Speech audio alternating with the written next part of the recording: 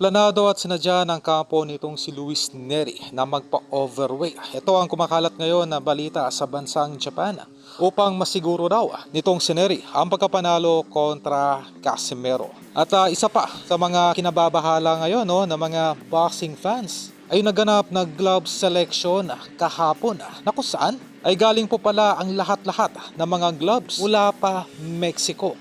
Malaki ang naging influence nitong kampo ni Luis Neri sa mga pinagpiliang gloves. Well, para po sa kalam na lahat ay isa ito sa mga ni-request ng kampo nitong si Luis Neri kay Koki Kameda. Gumikasa ang naturang laban na kung saan ang lahat na mga gloves na pipiliin ay dapat po manggaling lahat sa kampo nitong si Neri. At ito ay nababalita na ang gagamitin ni Luis Neri ay yung mas maliit at customized version ng Cleto Reyes. Ito yung mga subtle na mga galawan na kung saan ay meron po itong malaking epekto sa mismong aktual na laban na isahan itong ating kababayang si Casimero. Na wala na pong pakialam itong si Luis Neri kung ano man ang sasabihin ni Koki Kameda patungkol sa kanyang pag-overweight dahil ito na po yung huling laban ni Luis Neri sa ilalim ng Kameda promotion. At wala na rin po itong pakialam kung ito ay mapapatawan pa muli ng lifetime ban sa bansang Japan.